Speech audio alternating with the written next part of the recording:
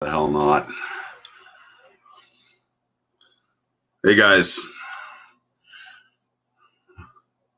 came on a little early.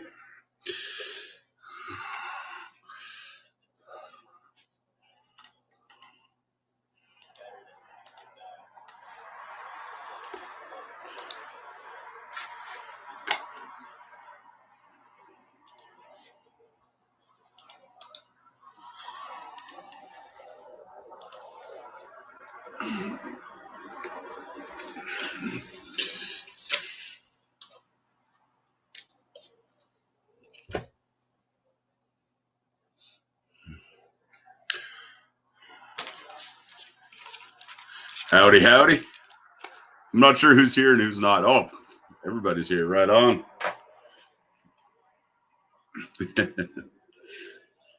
Hey, Carlos. Howdy, Bruce. Hey, Flippin'. How are you, pal? Good. How you doing, man? Good. Right on. Sure. Howdy from Texas. What's up, pals? Hey, Carlos. TGIF indeed. Glad you came on, man. Yeah, I was. Yeah, just another impromptu. That's cool. Figured why the hell not? Yeah, no, but we're not doing anything. Yeah, exactly. Well, Geezer, I want to get him on here because he wanted to do a I don't know, what did he say? Just non-watch related, other hobbies and whatnots. And they were talking about motorbikes and all that. So I'm hoping to get him in here and, just shoot the shit about whatever we want to. Okay. He was in Bill. We were just in Bill Sanders' live stream. Oh, shoot. I didn't realize he was having one. Yeah, he's every day, 8 a.m. and 4 p.m. Eastern Standard Time. Oh shit! Well, Should we do this again in an hour? No. It's okay. It's okay. Yeah. Geezer's there. He's here. Oh, cool. Right on. I told him about it. And, right on. He was just saying, sorry, I was on Bill's channel just now. I should have checked actually, because I know he's on in the afternoons. I just didn't realize quite what time. But 4. No, it's cool. We got 15 minutes of him. So. I love his show. He's the best. He's the best. Like he's and the nicest man too. Yeah, I bet. Yeah, like you met him in person. Yeah. Yep. Yeah, that would be. He's one of the good ones, that's for sure. Yeah, for sure, and he knows his stuff. Yeah. It's great. Like I catch him in the morning. I wake up a little bit on the early side and get to see that one. Yep. Every morning, and yeah. He's the watch professor. Right. Yeah. Exactly. Oh, Geezer. Yeah, he said he's going to grab a beer and then hop on. There you go. Me too. I like the way the guy thinks. Yeah, there you go. I wish I had one. I just have my cup of water here. Oh, yeah. Well, a lot more healthy than this crap. But. Yeah, but that's more fun. It always is. Hello, Thomas. Hi there, Zippo. You are my friend. You right, blue shirt? Hey, Thomas. We're good. I had a sneaky suspicion that you were going to do one yesterday, Zippo, and here you are today. I had this funny feeling that maybe you're going to pop up the stream yesterday, but here you are today, my friend. I kept checking myself yesterday, thinking he was going to pop on, but today's just as good. Yeah, I honestly forgot that yesterday was Thursday. I thought today was Thursday. Don't worry. Yeah, it's like that these days. So, watch how it just popped over from Bill's stream too. So yeah, Carlos, Thomas, you know what? I'm gonna do that. I don't know when. Coming to our rescue. Yeah, Carlos wants straps all. Hello, Geezer. Yeah, just big shout out to everybody. Watch Habit, Turkey Vulture, Carlos, howdy from Texas, Geezer. Oh, welcome, Geezer. How are you doing, my friend? Good. Just having a pint of Guinness here. Nice. Nice. I'm jealous. I'm Cheers. jealous. Cheers. How are you all? Good. Yeah, just chilling at home, just had a bit of dinner and relaxing. Sweet. Yeah. How about yourself? Yeah, I've been actually working pretty hard the last days. Yeah, just a lot of work to get through. But I am working from home, so I've been kind of having all these streams on one of my screens, and then actually doing work on my main screen and all. Nice. How many screens have you got on the go at once, and Geezer? I've got 4. 4? Yeah. I mean, Blimey. I work in finance, so yeah, I've got a few charts up here and there, and yeah. Constantly monitoring the financial situation, eh? Yeah. Non-stop work. Non-stop work for some of us, eh? Got to pay my bills still. Absolutely. Keep on top of it. Yeah. Anybody else want to jump on? We got room for a couple more. Eh? Yeah, guys. Watch Habit. Howdy Carlos. from Texas. Yeah. Turkey.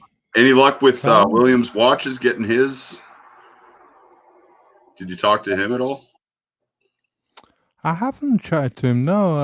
I know he's wanting to come on again and show us some of the stands that he's been making and some of the other watches that he had hidden away. Maybe he'll pop on the stream later on, and maybe we'll see something of him. Yeah. Let's hope so. I'd like to. I hope he gets sorted out. Carlos? Oh, Watch Habit's going to jump on. He's just going to get a coffee. Right Hi there, on. Carlos. You all right, my friend? Hello, Carlos. Hey, Carlos. Hello, Carlos.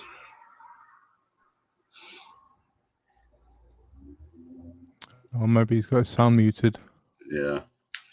You okay there, Carlos? Can you hear us? Thomas, I'm sure you've seen on the news, but the virus situation is getting pretty serious in the UK as well now. Yeah, it's moved up to the Midlands, hasn't it, now? And I noticed there was some cases in Yorkshire and Sheffield, and so it's moving up north gradually. Yeah. Well, not gradually, but pretty fast. It's escalating here, isn't it? Almost like 600 deaths, plus 700 deaths over the last 24 hours. Yeah, Great. serious stuff. Yeah. Where NS something is, that place got hit hard in the last few days. Yeah, Really, Montreal. Yeah. Yeah, it's still pretty bad here. So yeah, I was about to say, Belushi, like New York just seems to be. yeah, we're getting crushed. Yeah, it's an epicenter of the moment, isn't it? New York. Yeah. So, what are you gonna do? Yeah. Hopefully, it peaks soon. Yeah. Just got to ride it out and stay healthy. Best we can. That's all you can do. Absolutely. Yeah. Not going out much. No, I got to skip my niece's 5th birthday party tomorrow. Oh. Yeah. Which kind of sucks. Yeah. Like my dad, he if he catches anything, that's it for him. Right. So literally, I've only been out once this week, and I don't mind that. Like I don't mind staying at home, just watching YouTube and. It's in some ways it's kind of nice. You go a little stir crazy every couple times a day, but yeah, that's for sure. Yeah, it's just like really nice to have just time for yourself. and really like read things and watch stuff that you've always wanted to, see and watch. Yeah. Mhm. I'm talking to more people than I have in years. Yeah. Like, Yeah. Yeah, family catching members up who I with haven't talked to people. in a long time. All that. So it's got its upside. Yeah. It's times like this when you circle the wagons. Yeah. Yeah. So. One thing I like, my granddad, he's into his 90s. Yeah. And like he lost his driver's license from Alzheimer's. But I was just finding out if he needed somebody around there. I have friends who do that sort of work. Yeah. Mhm. Where he lives. And he does not want or need any help at all from anybody. So, Sure. yeah, Okay. Oh, bless good him. on him. He's a tough old son of a bitch. So, Nice. yep. All right. Let's see here. See if Carlos has made it on. Let's see if this works. For some Yeah. reason, Yeah. the iPhone wasn't able to connect. Can you turn your volume up a bit, Carlos? Look, you're a bit quiet. Howdy from Texas. That is very much appreciated, man. Yeah, too right, howdy. Thomas, I always wanted to ask you. You know your what you call it, avatar. Is that the character on the Sugar Puffs cereal box? Yes, the Honey Monster. My brother, he's an animatronic engineer, and he makes all sorts of things like the Honey Monster's head and the Duracell bunnies and Right. all sorts of things in Star Wars and all sorts of films. And I just used a lot of his photographs of things that he's made for my avatars. It just seemed very familiar, and I was just like, oh, where did I see that character? For the longest time, it was. I'm pretty sure it was that same character without any skin on it. just a robot skeleton, essentially. Yeah, he specializes in heads and hands, so he makes all the moving eyes and mouths, and Right. makes him say, "Tell him about the honey mummy" for the adverts. So That's Very good. cool. Very. Oh, what else we got? wristwatch check from Turkey Vulture. I'm just wearing my Panerai as usual. Turkey. Wristwatch check from Turkey Vulture. I'm just wearing my Panerai. Watch habit. You might want to just mute the other tab in mute the YouTube tab. There's an echo. Yeah, there you go. Yeah, you just got to mute YouTube. Yeah, Nice. good stuff. Hello, Watch Habit. Hey guys, how are you? Good. How are you Watch doing? habit. How are you? Good, thanks. Hope everybody's doing well. Yeah, good. Yeah, Not too bad. survive. Yeah, shout out to you as well, Howdy. Hey, Howdy. Nice. You wearing your Explorer So, Turkey guys, Vulture. Nice. we're going to talk some watches. We sure can. And I also wanted, because Yeah. Geezer the other day, he was talking to somebody about bikes, and Yeah. and I wanted to get caught up on that. No, it's just one thing I noticed was that watch guys generally tend to have very interesting hobbies, not just in watches, but just in general. Hmm. I think Williams Watches said he's like really into like fish tanks and stuff like that, and apparently he's got like a massive fish tanks and all that. Yeah, I think that's what he works. I think that's his work. He works with aquariums and supplying fish tanks to people. Yeah. Sorry, that was the word I was looking for. Not fish tanks, but Howdy, yeah, it does feel. It feels like it could be any Classic. day of the week.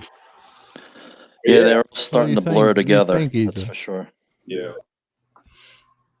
And it's just I'm always interested in hearing how kind of watches kind of fit into their other hobbies. Yeah, I thought that's very interesting. In general. Mhm.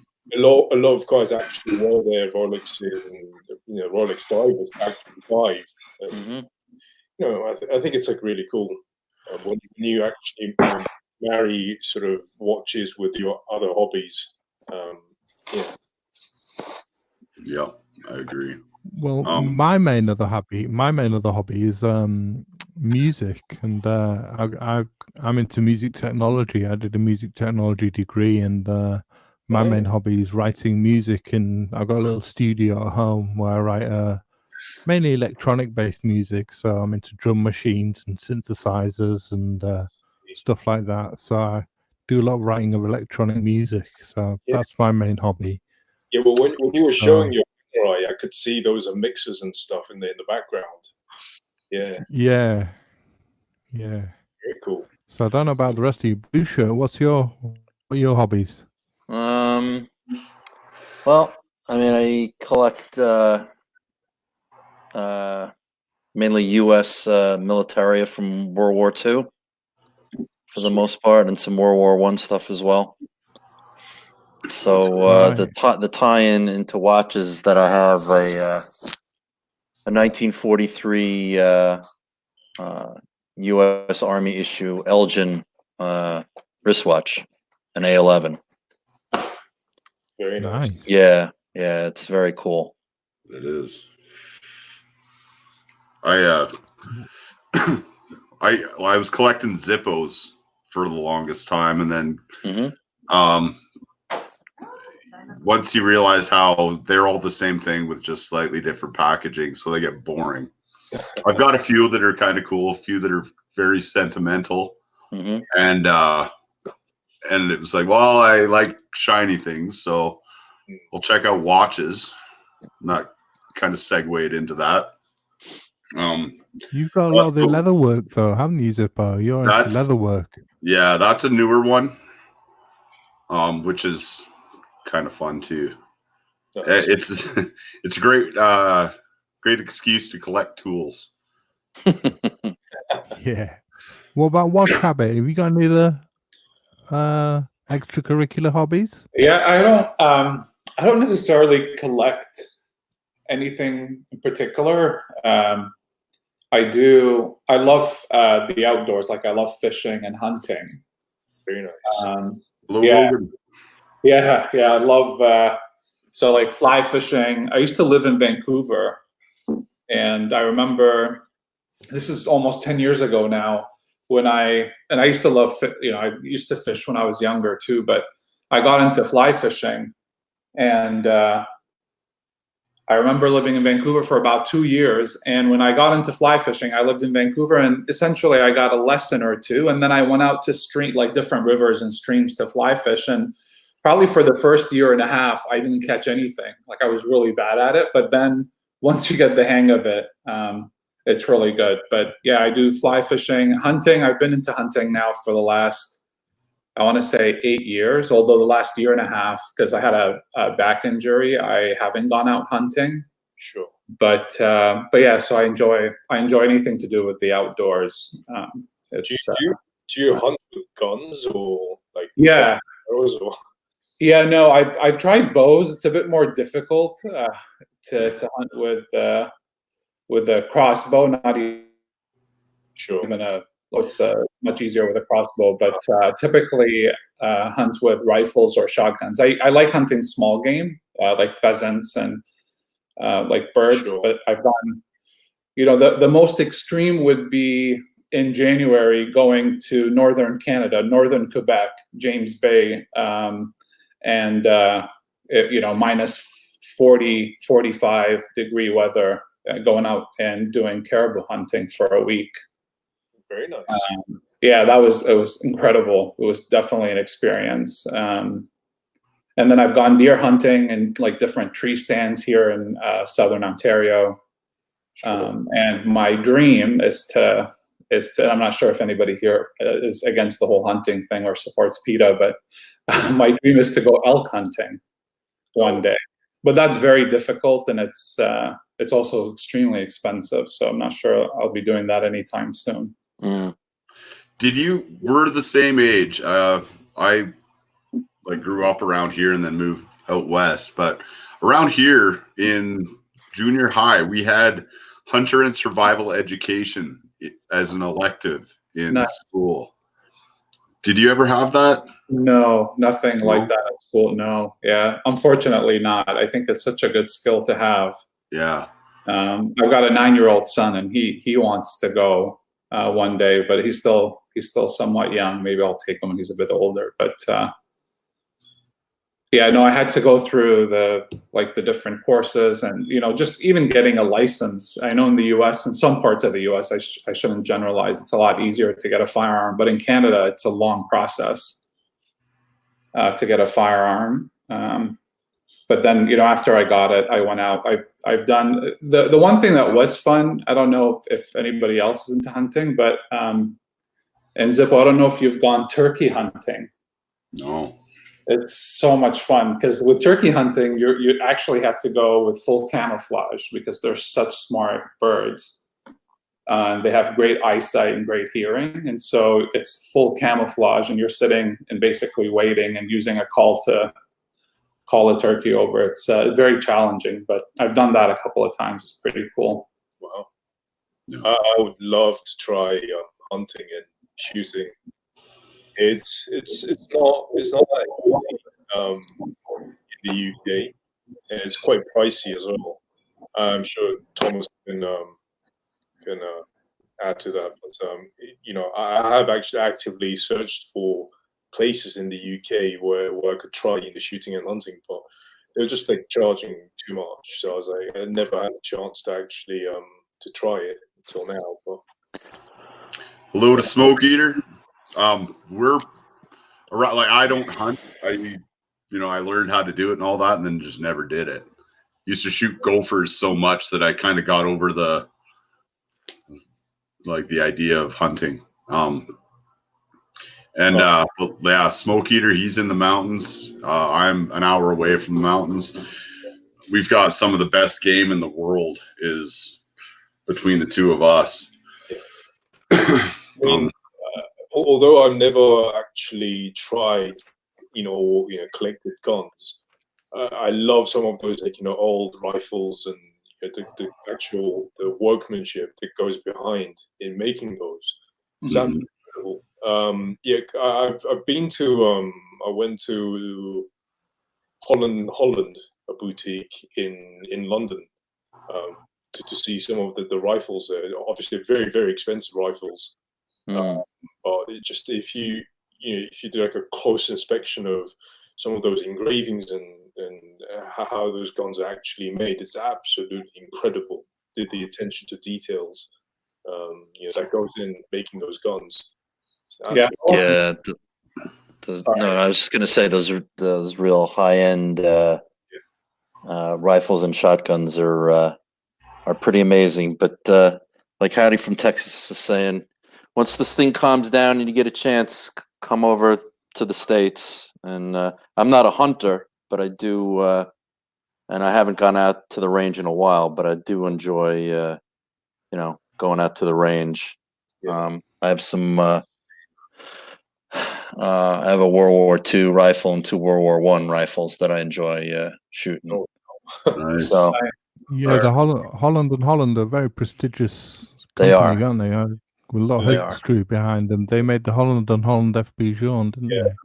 That's when I was actually at the boutique for the launch of that watch. So I got to check out the guns as well as the actual watch itself. Well, cool. I was actually more mesmerized by the guns. Than watches.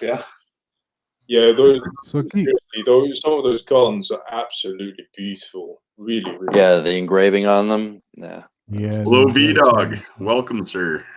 What do you V-Dog 55. Smoke Eater sending some pictures in? Geezer, have you got any other extracurricular hobbies that you're fond of, apart from the cycling? Yeah, I mean, I do have a few hobbies actually.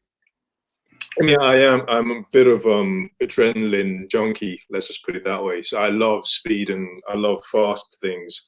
I mean, that's why I ride motorcycles, and actually, I'm a skydiver as well. Just jump off planes and Oh wow. Yeah, I Doing have. base jumping? No, I haven't tried base jumping yet, but just skydiving for now. But I would love to get into more sort of extreme skydiving, so-called like halo jumps and stuff, where you very very high, and then so that you get a maximum free fall time, and then open as low as possible. But halo jumps are very very dangerous. Yeah. So you need a lot of training, and yeah. I told the guys a while ago, you'd be a great uncle of mine. Was a parachute test pilot for the Canadian Army, Oh, and wow. it didn't work out. he hit the ground. Just going back to the hunting topic, Zipar. Could you call up the Zin Hunter Chronograph 3006? Sin Hero Zin Hunter Chronograph 3006.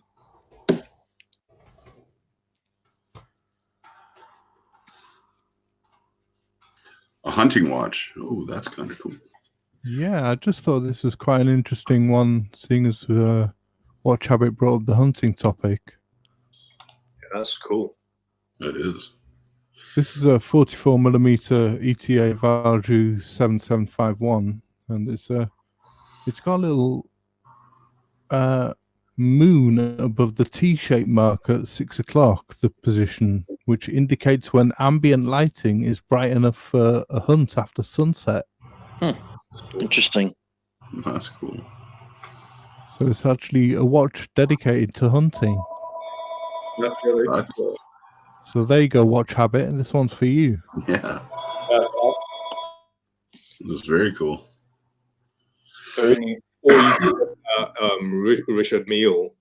I'm not sure whether if it's like an actual designated hunting watch, or it's something to do with outdoors lifestyle and all. The one with like a compass and everything.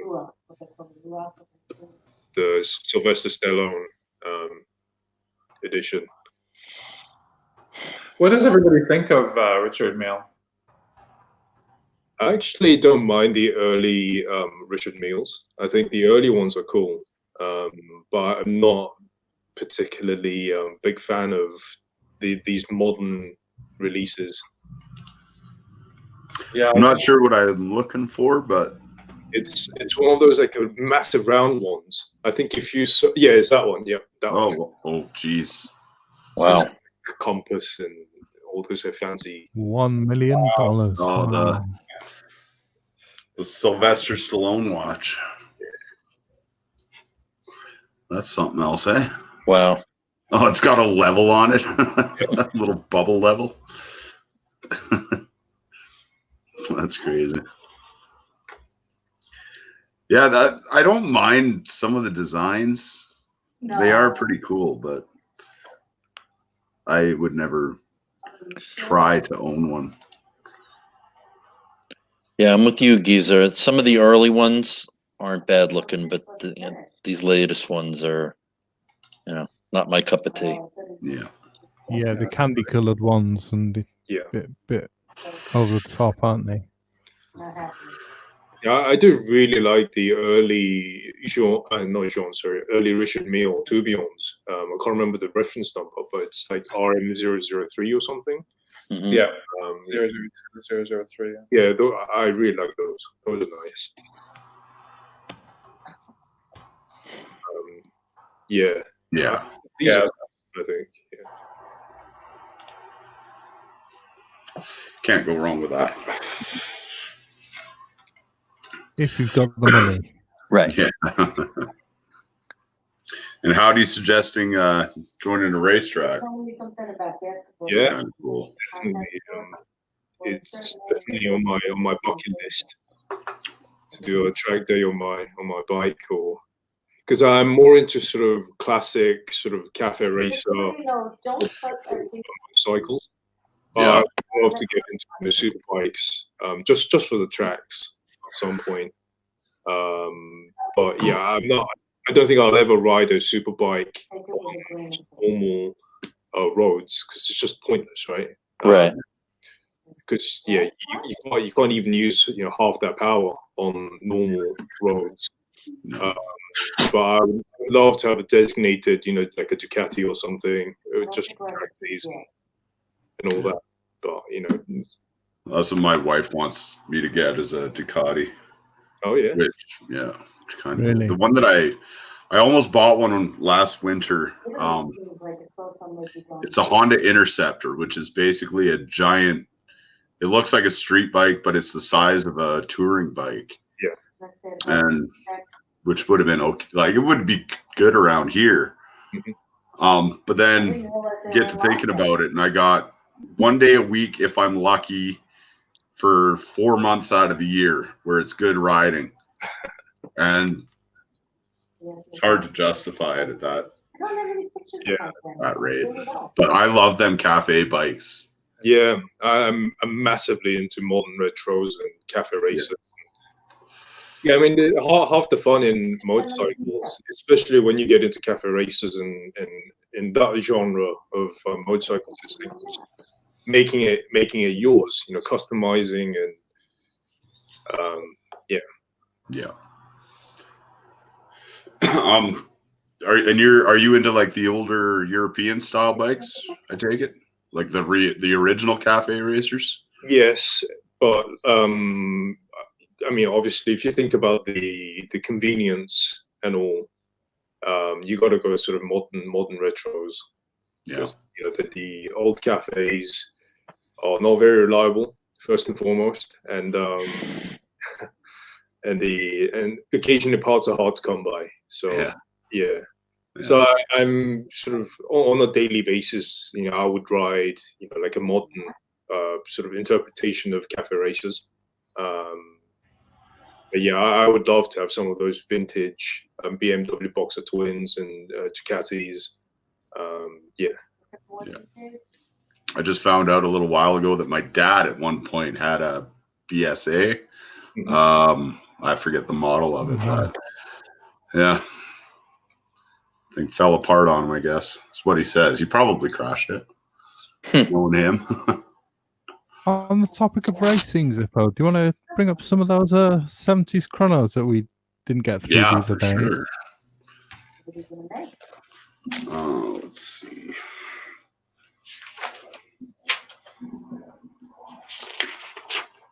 Oh, I don't know where. There we go. I think we got to the LIP chronograph. Yeah, the second one on the list there. Yeah. As far as we made it. So there's the Yema Rally.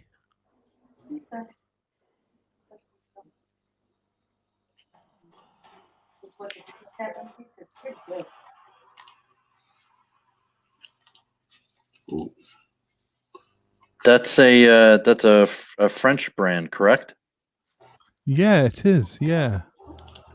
Yema, they've recently been revitalized. That's cool. And they've recently reissued the Yema Rally. This was a watch won by Mario Andretti, who's in the picture there, when he won the Indy 500 in 1969. Sure. Yeah, he's made pretty famous by him. Yeah, he's a big watch guy. I don't know if you guys have seen his. Hodinkee, I think, did an interview with him. Yeah. So this model has been re-released by Yema quite recently. That's pretty cool. Again, it's nice. Yeah, it's in a very 70s style, like the Surfboard A and the LIP chronograph that came out. It's got that nice design in the middle. Don't know what you guys think of it. Yeah, I like that. It's really cool. That is. No problem. Thank you. Okay, good. Quite like that. I mean, a lot of these 70s chronos look quite similar. There's the Favre Loewe chrono, which was the next one on the list, Zippo. I love the Otavio, that Hoya on the left. That's a beauty.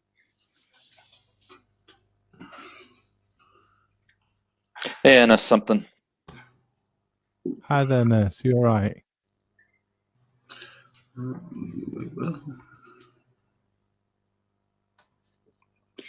Howdy was asking what size was that Yema? I think it's about a 40 mil. I'm not Okay. I'm not positive. You'd have to look that up on the Yema website. They've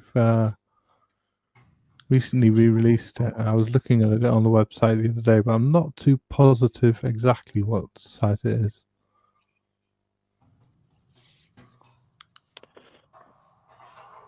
Okay. Yeah, What was it this is called again? typical Yema what? Yema Rally, Rallye. Oh, they've got a really nice brown dial on the website. Yeah, this is classic 70s styling. It's you can see by the square case. Yeah. It's got that look of the Tag Monaco. Very cool. It is. Are you guys fans of the Monacos? I had one. You did, eh? I did. I liked it. Yeah, they're cool. Hey, NS. Hey everyone, Hi how's there. it going? ANS. How are you? Yeah, good, good. Right on. Good to hear. Everybody good on your end? Yeah, everybody's staying indoors as much as they can. All hunkered down. You know. hmm Yeah, the next one was the Fortis Marine Master.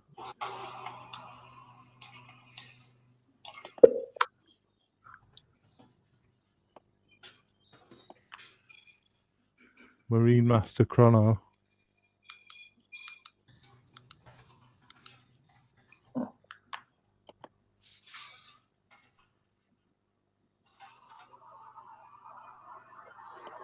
Hmm. I think it's one picture next to it. That one. That one there, that's cool. You can tell these have all got that 70s sort of look. They do. hmm I don't know whether you're all fans of 70s watches, but some of these might be good birthday choices if you wanted to look them up. Yeah. Yeah, for you Um, youngsters. I'm sure one of these Sorry, I'm gonna Luca. find and fall in love with it. Yeah. That for sure. Yema was 39 mil. How long has Fortis been around for? I thought they were A newer. long for some time. reason. No, they've been around A for a long while. time. No, they do Yeah. the Russian cosmonaut Yeah. watches, don't they? Oh. Yeah. Yep. Wow. But still a independent Swiss brand. I They like also the. own, they also own Harwood, which was the John Harwood was the first automatic wristwatch, wasn't he? He made the first automatic wristwatch.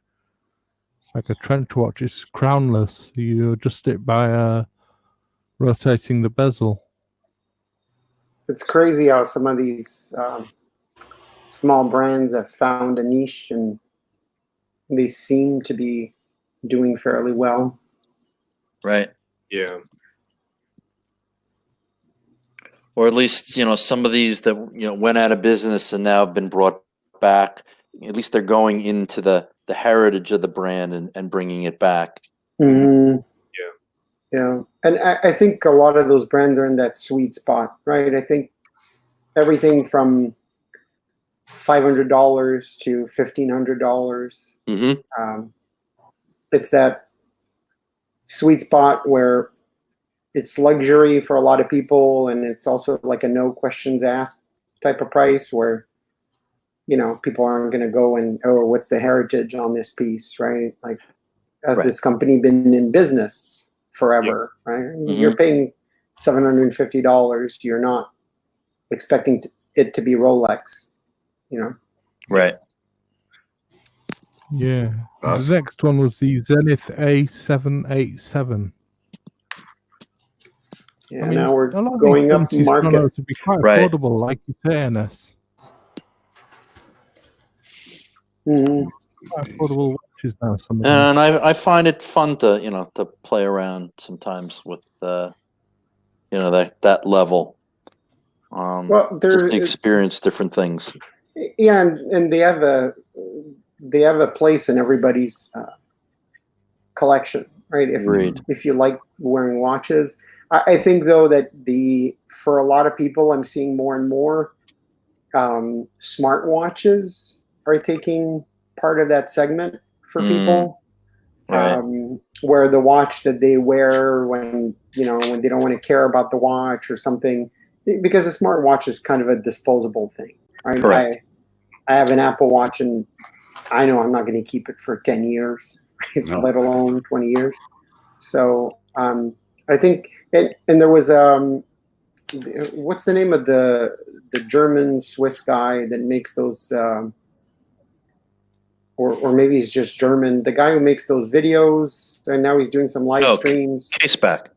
No, the guy that does the watch news. Watch Advisor. Yeah, Watch Advisor. Watch Advisor. Yeah, Yeah. he's Austrian.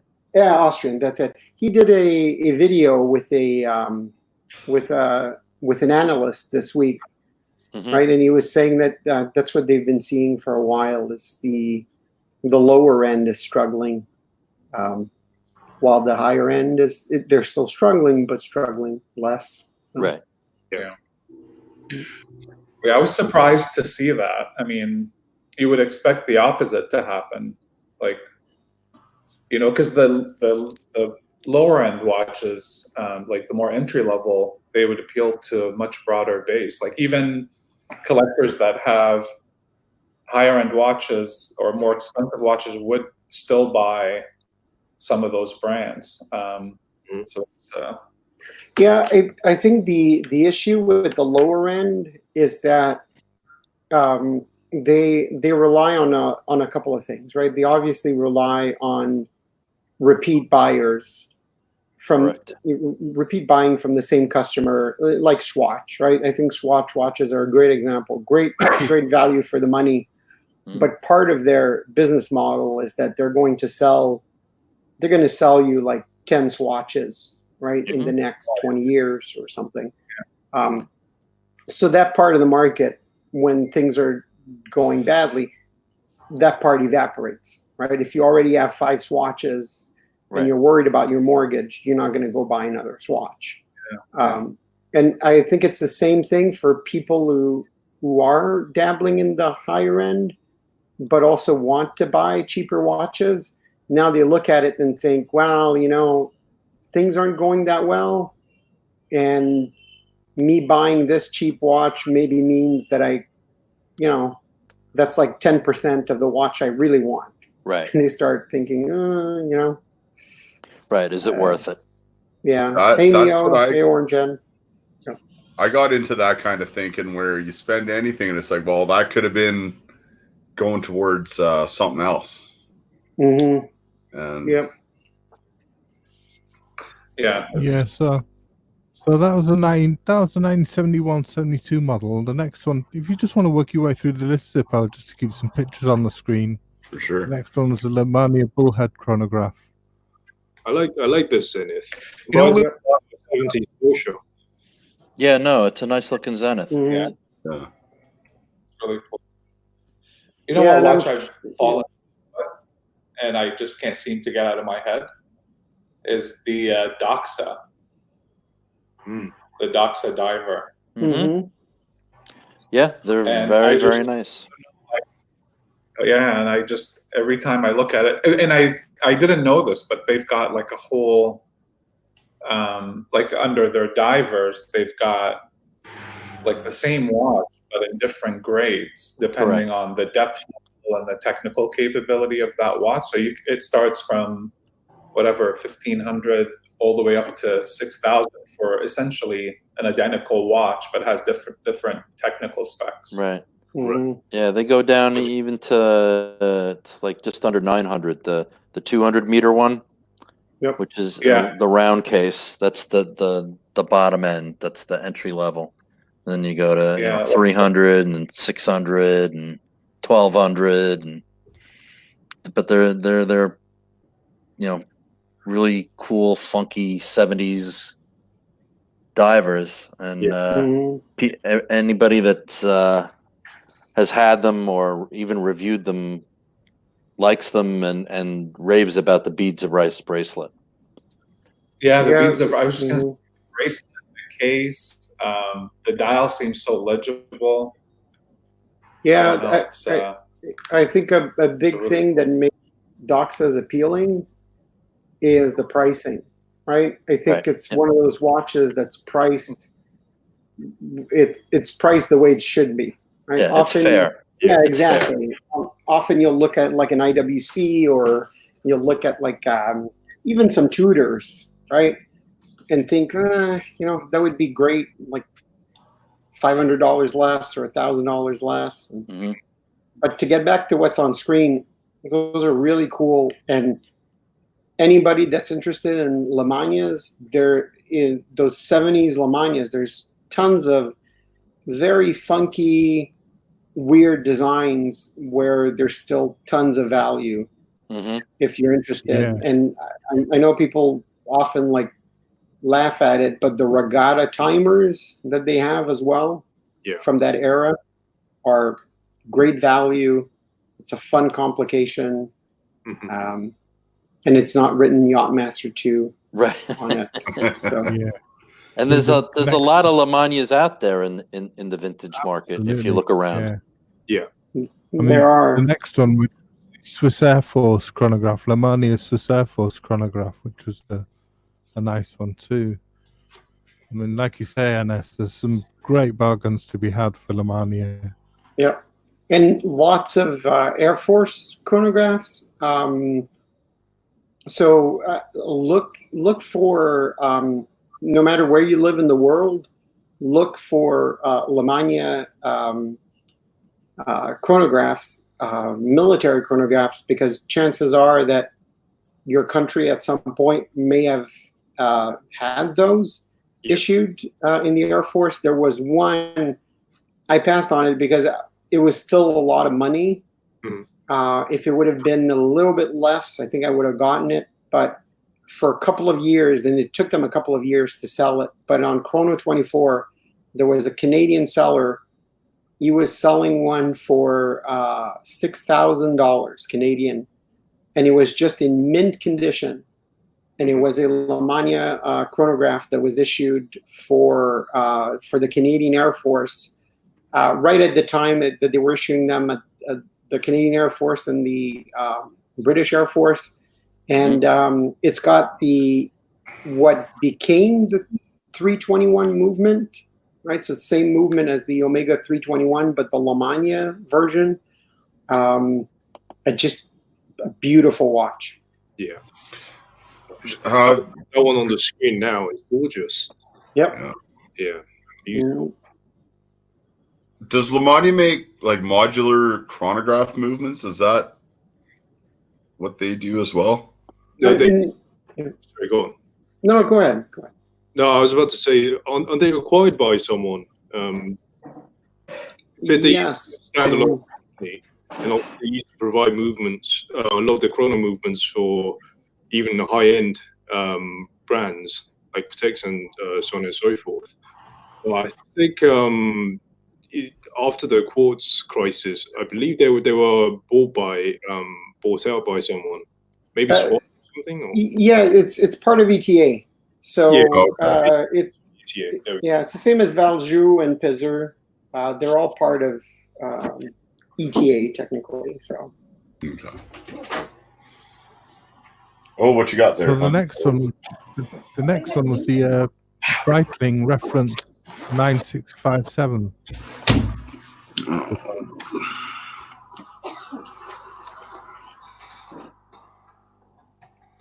Nine 9257.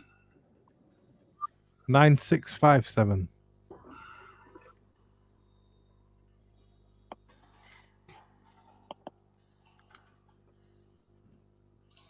Again, it's got that classic cushion case sort of style. Very 70s. Yeah.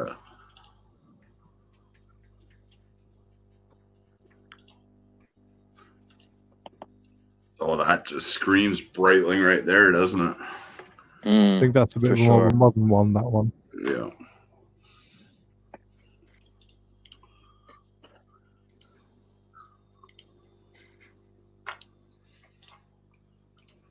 Yeah, that's nice.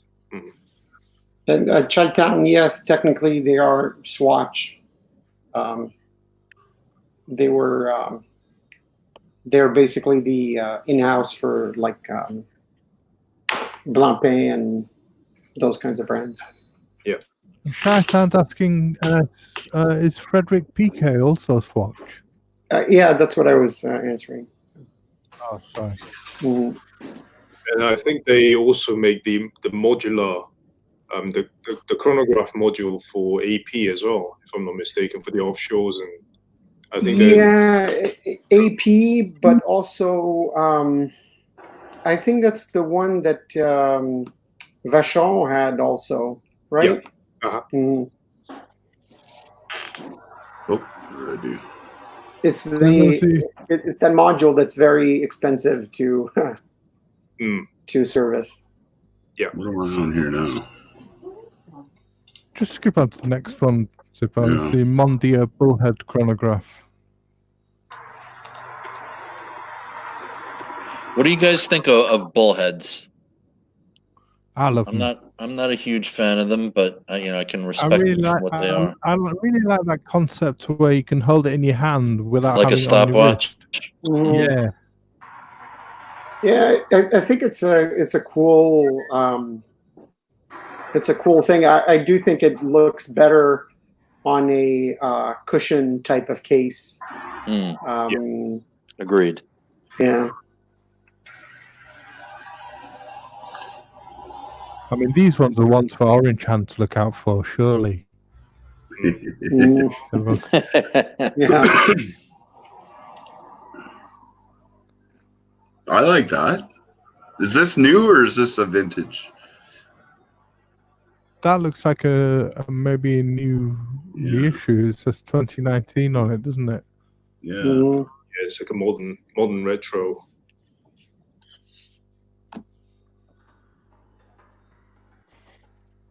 The modern one is a little bit busy, the dial. Yeah, this looks. Yeah. It's too bad because I think that one, the bottom left one, I think that looks vintage, right? Or yeah. Yeah. Those were that's the beauty of the older ones, that they often don't have all the complications of the new models. The dials are more simple. So this one said Trump on the dial. Yeah. Or Trump. Yeah. Yeah, and just the last one on the list was the Seiko Bullhead reference 61380040. You know, somebody who likes bullhead designs. One that's it's very hit or miss. You might not like it at all, but the Sport line from Beauvais has, Yes. and those are highly discounted.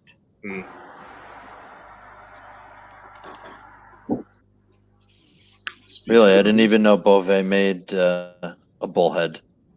Yeah, well, it's their attempt at a sport watch. At a sport watch, okay. Yes, it's back to that category of who's gonna, if you're playing croquet in the backyard, right? Or for timing your chess match. Probably what Yeah, you and Turkey Roach was right. I mean, bullheads are still going. I made bullhead for the Rio Olympics, I think. Yeah. Yeah, Omega's made quite a few bullheads because it really is because they're the timekeeper of the Olympics, right? It's basically the Olympic stopwatch.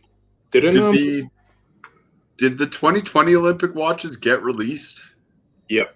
The Omega did, yeah. I've got a good feeling they'll become collector's pieces because the Olympics isn't going to take place this year, is it? Yeah. Mm-hmm. Yeah, So they always release them quite a bit in advance because they're limited, but they make a lot. And Eastback says 2020.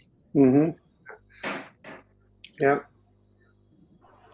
they've done some chronographs like those Speedmasters you've got on the screen now, and then they did some Seamasters as well in a presentation box of 5 different colors, and then I find that I find that they often make really nice Aquaterras for the Olympics, or at least it's in the Aquaterra case, but they call it something else.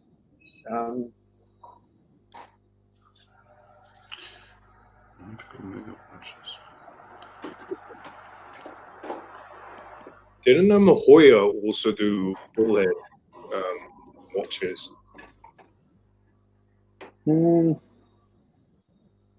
It could be. I think Hoya do the Premier League timekeeping. Or is that Hublot? I think it's Hublot.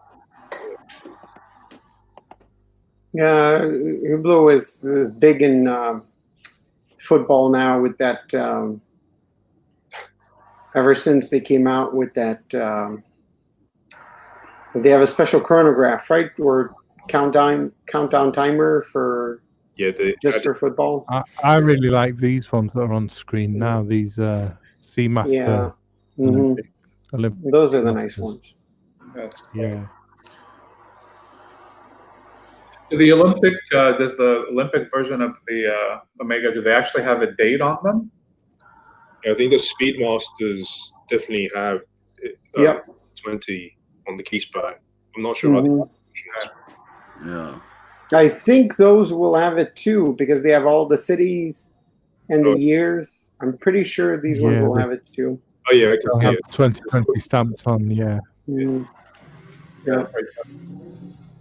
Wow. I've looked around for Calgary 88 Omegas, and they are just bizarre looking. Well, it was 1988, right? Yeah. A lot of stuff was bizarre looking. Yeah, they were probably powdering their noses a lot when they came up with that idea.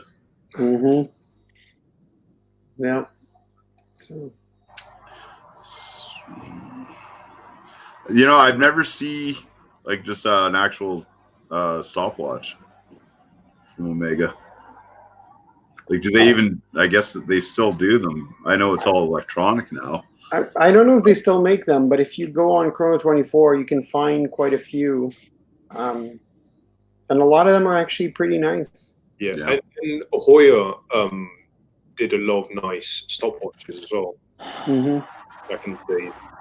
I used to have a Hoya stopwatch from the 70s. It's very cool. Yeah. Oh shit! I'm not showing the right screen. Sorry, guys. Is it a Hoya or Omega that re-released one a few years back? Not so sure. I feel like somebody did. I think Tag still do stopwatches. I'm not sure how readily available they are, but I know they still do them. So if you go to the store or like boutique or something, I know you can still buy them. Yeah. Oh, there we go. Got a stopwatch there. Yeah. I wasn't sharing the screen properly there. It's got me talking about it. What's that say? 76, 2018. 76, yeah. I mean, and that's a cool thing to have in your collection. I think. Yeah. It is. Yeah, definitely. That and a pocket watch. I'm still thinking about it. There's somebody in Canada that has a Vacheron Constantin pocket watch from like the 70s or 80s, and it's like in perfect condition. And I think it's like 6,000 Canadian or something. 100 sets. Oh, 100 sets. That's like that. Yeah, that's if you want to spend £10,000 or £20,000. Yeah, for the same thing. Yeah. Yeah. Pretty pointless, really. Yeah. But you know, everybody criticizes Omega, but I'm sure they actually sell those sets. Yeah. Oh, of course they do. Yeah, Of course they do. Yeah. there'll be people out there who take them. Yeah. Mm, Look at that's a set you get for the team or something. mm. Yeah. It's like that Speedmaster Ultraman, Yep. right? We can say whatever we want about Omega, but they got like 2,000 people to order a Yeah. Speedmaster at full MSRP. Right. In under an hour. Yeah, it's everybody says, Omega's done. The Speedmaster, you can get it for $3,000, but they got 2,000 or 3,000 people to order it, full MSRP, and I really like the Ultraman. I think it's a pretty looking watch. it is. Thanks, Neil. It absolutely is nice, and I think it's one that's cool if you're lucky enough to get like the reissue. Yeah. Because it looks nice and it's a new watch, right? Yeah. It's not a vintage that you're afraid of breaking, or I think they're cool. Yeah, that Omega hat really is awesome. It is. It is. I want one myself. And I just want to mention that we got 13 people either in the chat or on the stream. So that's a new high. Yeah. That's wow. Double thumbs up to you, Flippin'. I'm pretty surprised. Awesome stuff, That's guys. all due to you, pal. I take no credit. It's you. It's the group. It's a group effort. That's for damn sure. Nate O. Sorry, man. Yeah. That sucks. So has anybody been looking at any watches online? Has anything caught anybody's eye? Watch habit? Have you seen anything? Geezer? Oh, you know what? I went on just to see, because all these streams you keep hearing that watch prices have gone down, and there's all these sales, but I mean, I haven't come across a lot of discounted watches or like really great deals where you pause and you're like, thinking, oh my God, is this even, worth considering? I just, I know you hear about, these different dealers, gray market dealers giving deals and discount codes, but I mean, that's just marketing. Right. Yeah. I think that right now, if you have money for a watch and you find a dealer that has exactly the watch you want, right, that's priced in a good way, you need to reach out, make an offer, and wait for them to get back to you. Yeah. Because I think, it's not going great. We're not going to turn the corner tomorrow, right? Yeah, there's no end in sight, it seems like, for the near to medium term anyways. Mm-hmm. Yeah. So, and if it's like right now is not a good time for it, right? But if it was, I'd be calling those Duomite sellers that have discounted it for like $3,000, and I'd be offering $5,000 less than what they're selling it for, and just wait for them to hopefully come to their senses, or right. It's like Watchbox, right? They're a crazy huge company with tons of investment. They can weather any storm. Yeah. But have you looked at all their videos? How depressed people look in every single video? Yeah. They can weather any storm, right? But do they want to weather it in like hanging on to a plank, or like in the survival dinghy or whatever, right? Well, How do they want to weather the storm? I think the people are looking miserable because they're, just like everybody else is running on a skeleton crew, and and they're not getting their commissions, right? They're not making that much money. So Correct. sooner or later, and look, if you make a ridiculous offer, you're probably not going to get it at that ridiculous offer. But Correct. You'll get a counter offer. yeah, they'll call you Sometimes, back, and you know, even in normal times, when I bought my geophysic from Watchbox, I made a slightly not ridiculous offer, but you know, an offer that I knew was a little bit too low, and they countered with something that was reasonable, and we made the deal. But I think Right. today you offer something that's too low, the counter might be closer to what's too low. So I think that's where the deals are going to come from. But you know, no dealer is going to come out and put up like a Daytona for $5,000 on their website, Right. right? That's not going to happen. Yeah, But you'll get deals. They had a couple days ago the Wake Up with Watches. They had one, and I inquired about it, but it was not the same one as in the thumbnail. The Datejust 41. Mm-hmm.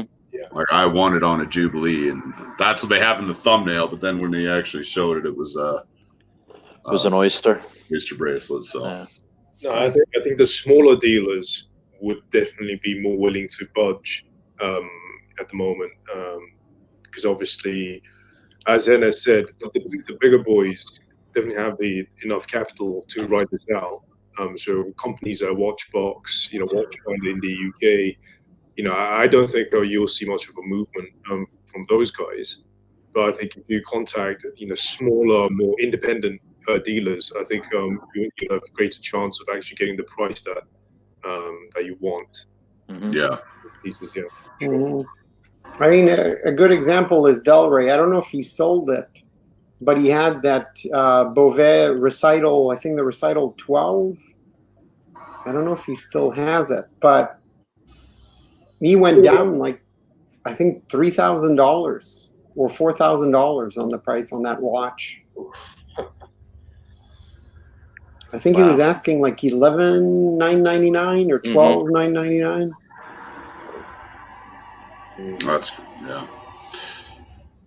Is Watchbox? Do they like to think they're like they charge a lot, don't they?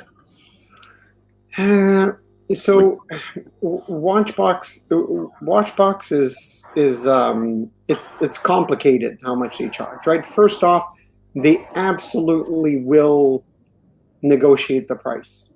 They will. Okay. Yeah, they will. And Tim Mosso once said in a video, actually recently, maybe 2 months ago or a month and a half ago, he said in one of the videos, he said, you know, look, nobody adds a $20,000 watch to the cart, checks out, Right. and waits for their watch to arrive, right? Everybody calls us, emails us, Right.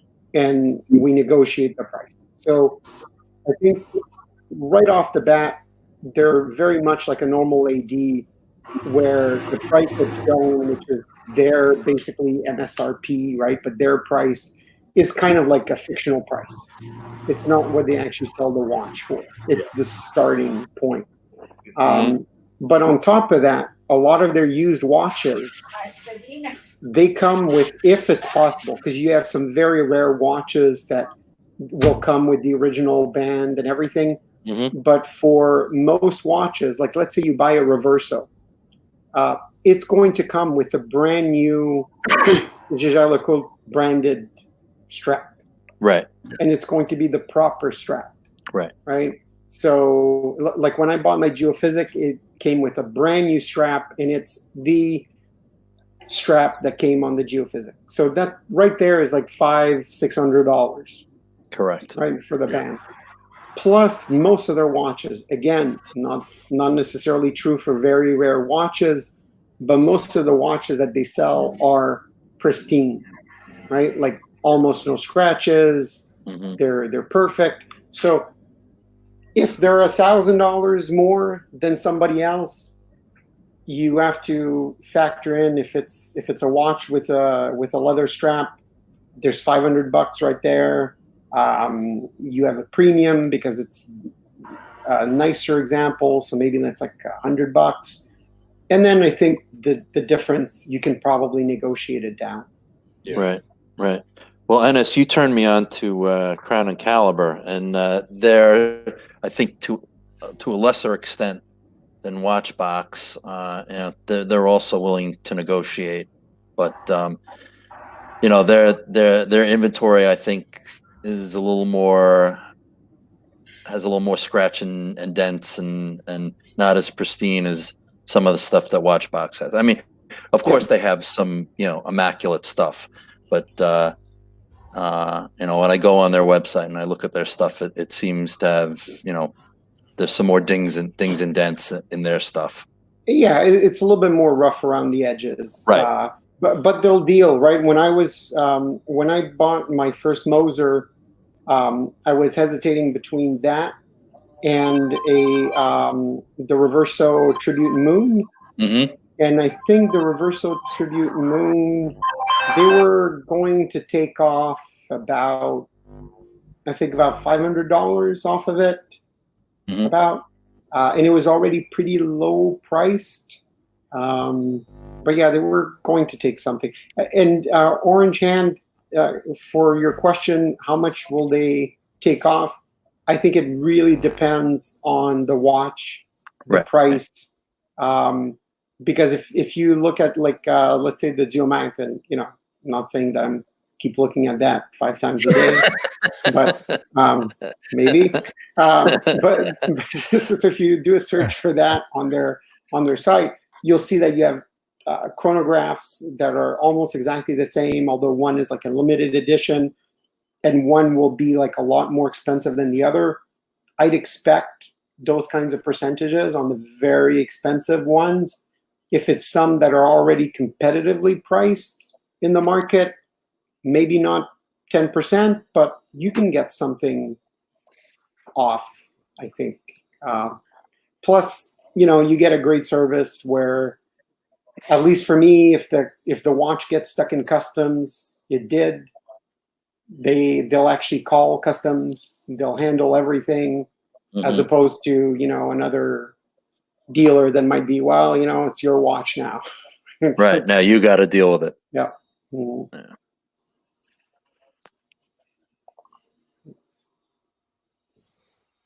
Nice. Yeah, like so, Neo's saying, I think a lot of the bargains will maybe come in a few months.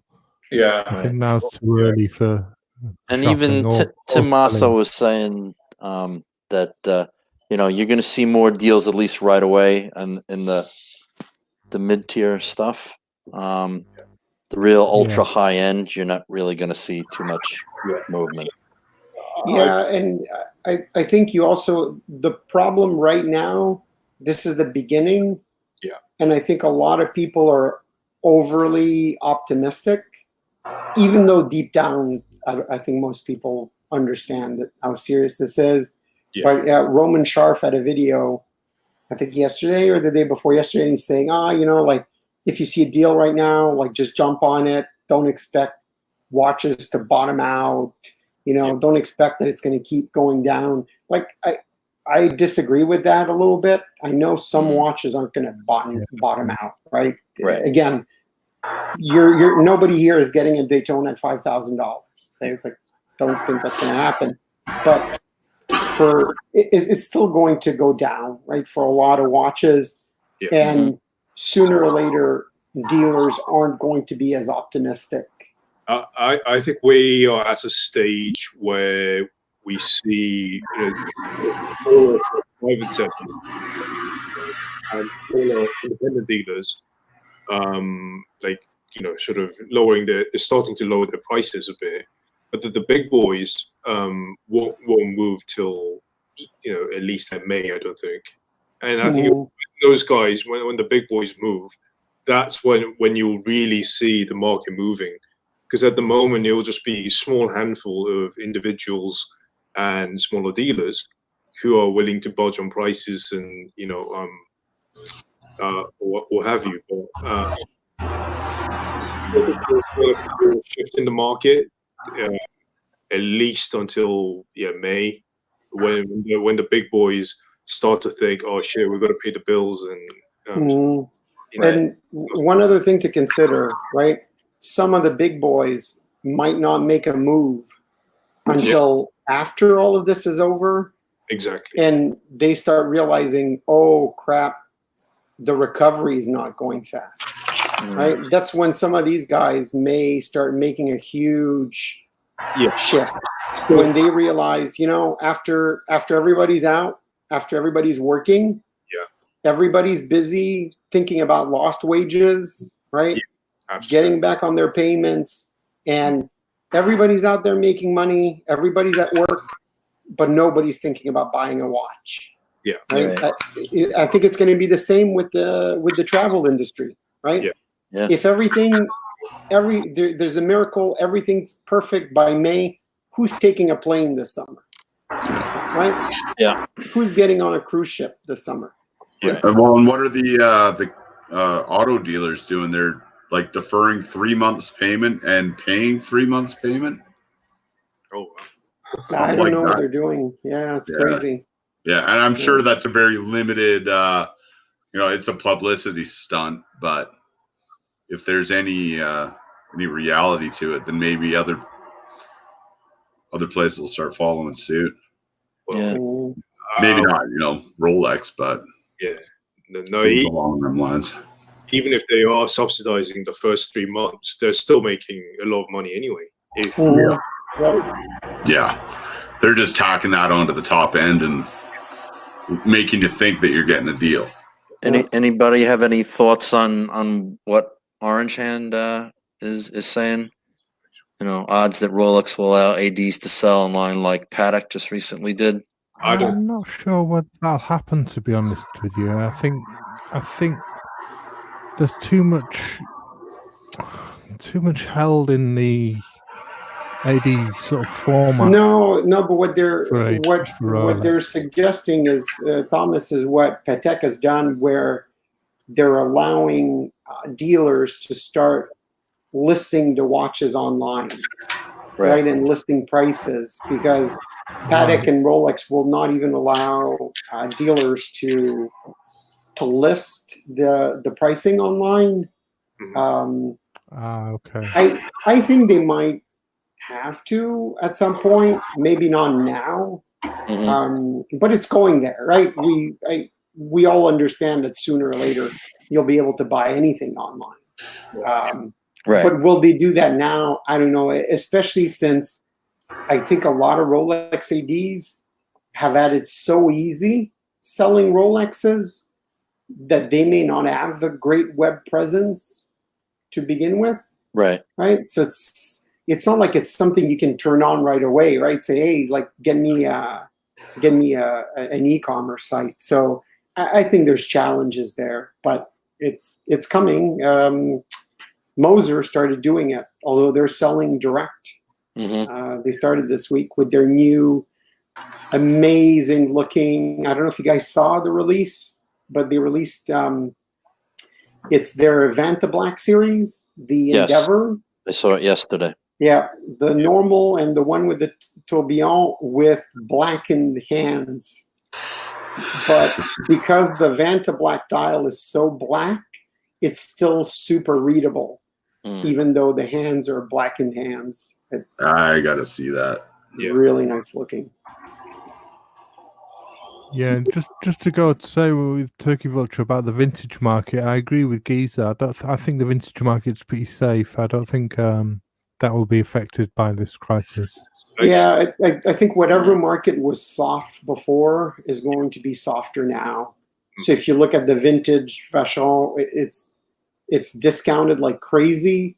If you're looking at like a Rolex bubble back, now is going to be the time. It's going to be discounted like crazy. But those were watches that were already not selling. But, Paul Newman's, again, I'm sorry to keep using the Daytona as the example, right? But there's not going to be any Paul Newman Daytonas for I guess I should say for 50,000 instead of 5,000, but yeah. Yeah, I mean, definitely those hot vintage models. I mean, they're in a different league, I don't think those people who would buy and sell those popular vintage watches. I don't think many of them would be really be impacted by this crisis, but not to an extent where they have to liquidate their watches or anything. So I don't think in terms of the prices on the market. So I don't think we'll see much of a movement. On this point, Oral Bax of Philips, he actually attempted to answer this question as well, because someone asked him, what are your clients doing in terms of their sort of vintage watches and so on? Because obviously, Bax, he as you probably know, are some of super collectors, right? Some of the most sort of prominent collectors, in the space, and when these guys bought these watches, it had absolutely zero impact on their savings or in their cash reserves, if you will. It was their play money, and it didn't really make that much of a dent. Although these are six-figure watches that we were talking about. The people who buy and sell these super sort of hush-hush watches, I don't think they're going to be really impacted by this. I don't think when things go bad, I don't think they'll be looking to really liquidate these watches. Therefore, I don't think in that particular space. Is my sort of 2 cents. Yeah, I think the only caveat to that might be the Middle East, right? With the oil prices. Yeah. But even then, it should just be a minority, right? Because everybody always gives that example of that prince, right? That had that huge bankruptcy and sold a gold-plated flight simulator or whatever it was. But that's the minority. So I don't think you'll have people at that level liquidating collections. I just think look, people like us are not buying. We're feeling the hurt, but we're not buying $10 million watches, right? No. Well, I mean, I don't want to speak for everybody on here. Maybe some of you are, but I'm not buying a $10 million watch. So, is the future uncertain? Yes, but I'm not going to be liquidating $50 million of watches. I don't know. So. Yeah, I think it all depends. I recently had a conversation with the Rolex AD, the owner. Sure. I don't know if you guys remember last time I mentioned the Rolex AD. It's two brothers that run. I think they've got 3 or 4 locations in Ontario. Sure. And I asked him. I said, what are you guys going to do? And he said, well, he said right now our biggest focus is just to make sure that our employees get paid.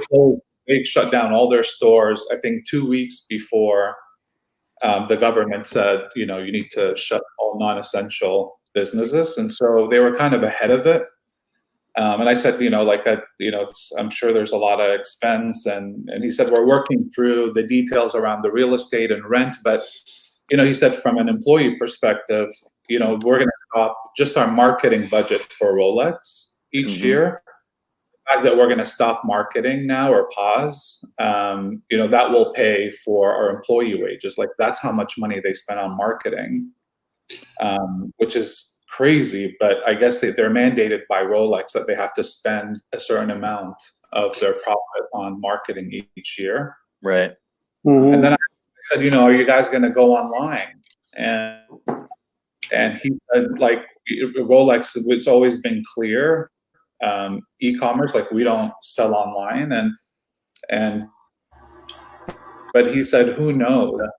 The problem they have is even their website, these ADs, most of them, these are Rolex websites. They just put a header with their name on it, but the actual site is a Rolex certified site.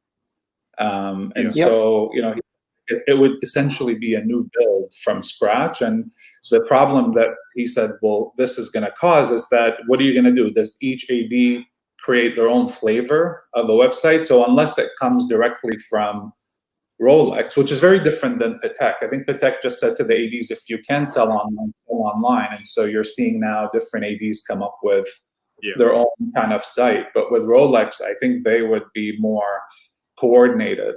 And if they do, and again, who knows? I mean, he was fairly optimistic that hopefully things will be back to normal by the summer. But I mean, all the indicators right now, you know, point to the fact that, you know, this could easily take us well into September, October. You know, every business is going to have to change. Like, it's just the notion of how we live and how we work and how we pay for things and grocery shop, like all of that is just, you know, it's going to become almost the new norm, which is scary to think about. Yeah, I kind of think that as far as online for Rolex dealers, I think for the foreseeable future, what that is going to mean is calling up somebody on your client list, saying, hey, I've got this, do you want it? Give me your credit card number. Or, you know, in Canada, like, I don't know what the equivalent is, but like do an Interac transfer or call your bank and transfer the money. Here's the SWIFT code. And I'll ship you the watch, right? I think that's as far as it's going to get for Rolex dealers.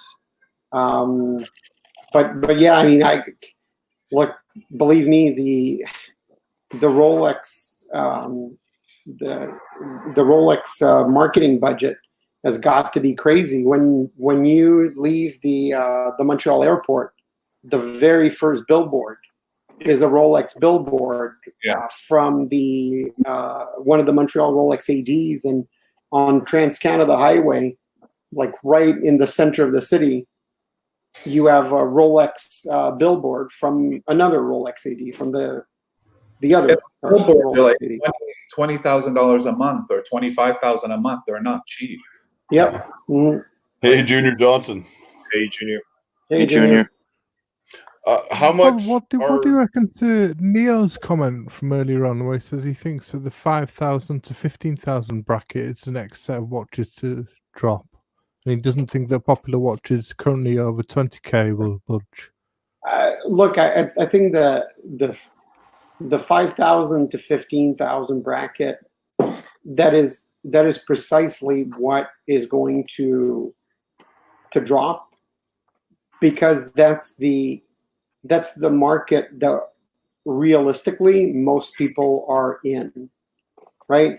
People always talk, you know, how often do you hear somebody, you know, I looked at the AP concept, but, you know, the watch just wasn't for me, or, you know, like when I talk about an AP concept, or I talk about a Richard Mille or a watch like that, the first thing I say is like, I don't have the money, right? It's not in my league. So realistically, most people are in that range, 5 to 15, right? And whether or not that's after discount, right? So it could be like you're looking at a Calatrava for 15, right? Something like that. And that's where the most consumers are, that for luxury, right? For high-end luxury. So definitely that's where the people are hurting, right? The guy who was thinking about the 50,000 de Bethune, right, is maybe right now he's looking at the $45,000 de Bethune, or you know, or he's going to wait a couple of weeks, right? He's going to save up for another 5 days to get that watch, right? It's not the same type of customer. Now, there were flippers, right? There's what I like to call people that are leasing watches, people that were buying the $50,000 watch, putting it on the credit card, keeping it for 2 months, then flipping it, right? That is definitely going away for the foreseeable future. I mean, Those people are those people are going to be put on hold for a while, aren't they? no, I was about to say, speaking of De Bethune, I think it'll be really interesting to see, what actually happens in the whole watch industry. Especially with these smaller independents. Mm. If people are not buying, and obviously, companies like De Bethune and MB&F, they're not, like Rolex or Patek, right?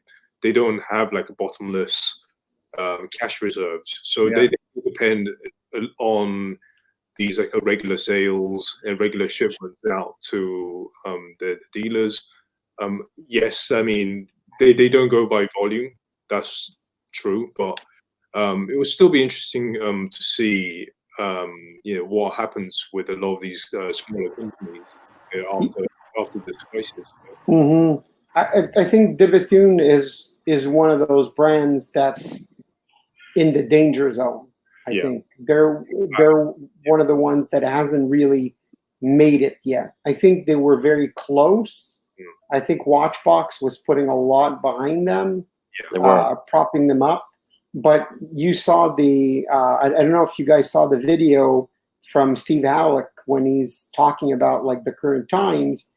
And he said, De Bethune, when they were during the last big crisis, they did kind of flood the dealers with everything they had in stock at very low prices, right? Like, let's say 50% off to basically pay the bills. And Steve Halleck said that the market was able to absorb that. So he was saying, I think these guys are still safe. But what if the market can't absorb it this time?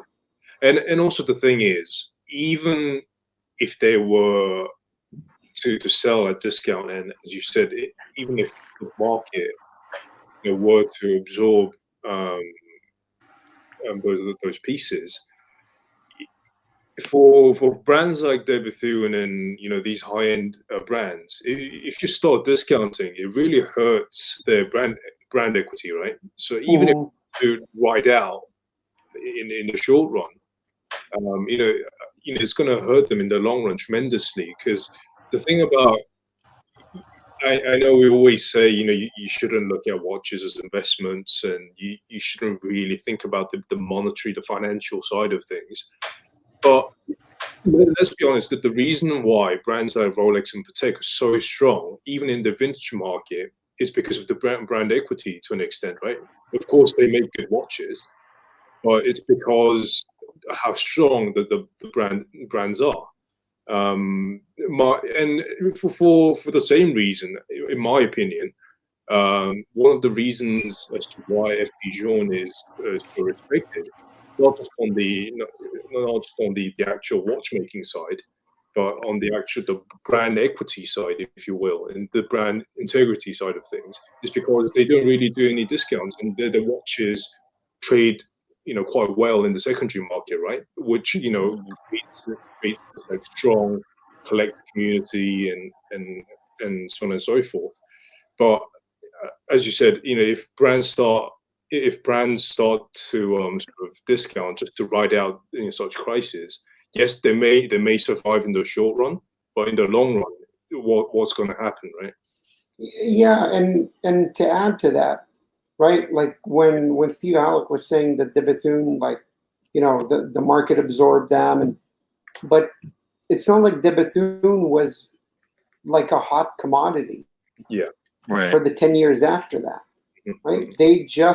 I feel like they just started being on the path of making it now. Yeah. Right. Whereas all of that could be erased, right? As nice as their watches are, and people that have like a DB28 are still going to be happy about their DB28. Yeah. And they're going to enjoy it. They're going to keep it forever. But are you going to get the next guy to buy that DB28? And that's where it gets hard, right? I think a great example of a company that maybe is more past that stage is your work. I think they're maybe in a better position. Yeah, you think so, NS? Maybe. I feel like but MB&F is a great example of they're a great company run by a great guy. Everybody says Max Buser is one of the greatest guys in the industry. But, you know, I like the Legacy machine. It's a great watch. I'd love to own one. But if they don't sell that many watches this year, what happens next year? It's yeah, correct. You know, and look, Geezer, to get back to your point, right? I'm the first one to always say I don't value hype. Yeah. I would never buy a watch for hype. But, you know, let's be honest. I'm not the guy who's, you know, putting the kids of the owners of Patek through college, right? I don't buy that many watches. It's not my one watch a year purchase that really makes the market. They sell to a lot of people that are looking at the brand name and the hype and the brand equity and all that stuff. Yeah. What do you think about companies like Laurent Ferrier and Moritz Grossman? Those are quite tricky ones. Yeah. Yeah. I mean, Laurent Ferrier is very tricky because people before this were speculating how much more can that company go for, right? They're not selling a ton of watches. Well, there's that, and there's also what happens when Laurent Ferrier passes away, right? Right. There's a lot of, I know they say like one of his sons is in the business and everything, but what happens when he's not there anymore? A lot of people are worried about that. Them, I think they're a very gray area because they're a super niche market. Yeah. And I'm not sure that they get that much repeat business, right? So they have their very dedicated fans. Yeah. I don't think it's a fan base that keeps increasing every year. Yeah. And I think once you have a Laurent Ferrier, are you buying a second one? Yeah. No, I totally agree. I mean, if you look at brands like, I mean, you can't even really call them brands, but if you look at artisans like, Kari Voutilainen and Philippe Dufault, they've made it. I think that there will be, those watches will be resistant to anything, right?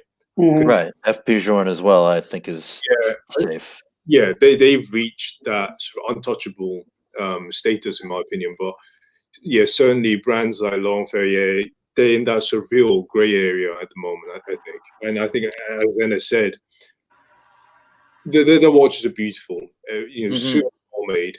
Don't get me wrong, but in terms of the strength of the brand, I just don't think it's there for them to ride out, these like really difficult times. I mean, I hope they survive. I really do. But I'm just not so sure. I mean, if this crisis, were to be sustained for like a long period of time, it could become very difficult for some of those companies. I think Moritz Grossman is another very good example where they've been struggling before this, right, to sell watches anyway. I know they're very, very low production, and a lot of people have called them the FP Journe of Germany, but that's so far from what they really are. And look, the thing I love about Moritz Grossman is the hands, especially on their classic or vintage Power Reserve one. Yep. The hands are beautiful. They're amazing. But every time I look at that, I'm like, okay, so I'd be paying $35,000 for hands. Yeah. Right. And I think that's their problem. And that's going to be their problem in tough times. It's every time you look at that, right? I know I cringe whenever somebody compares a watch to a Rolex, right? I hate that constant comparison, but you could get a Rolex, But for a watch like a Moritz Grossman, I think it's totally fair to say, but you could get a Journe, but you could get a Patek, but you could get a Ligny, right? You could get anything at that price. You could easily get a Breguet with nice hands as well. Yeah, look, we were talking about the Mosers before, and I know I'm a super Moser fanboy, but you can't say, well, I can get like another Vanta Black Tourbillon or whatever, right? Same thing with a Jaune, right? You can't get a Chronomètre Bleu, right? Like whenever I hear somebody, well, you could get a Calatrava at that price. It's not a Chronomètre Bleu, right? It's and in the same goes for Patek, right? That new watch habit, you have one, right? The weekly calendar, right? You can't get that somewhere else. But Moritz Grossman, I look at that and it's like it's going to be hard for them. Really, really hard. That kind of watchmaker is tough. I think like a scenario that could potentially play out is a lot of these sort of smaller brands being bought out by big brands. Imagine like if Possible. imagine if Richemont buys a Laurent Ferrier or something. That would be crazy. But I think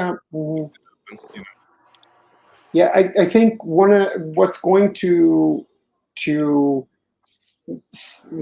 make that happen or not happen, though, I think the factors will be things that we don't know behind the scenes, right?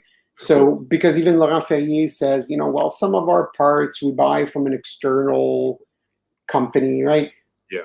If there's a great synergy there, right? So we don't know, right? Maybe if Laurent Ferrier is buying their hairsprings from Lange, right?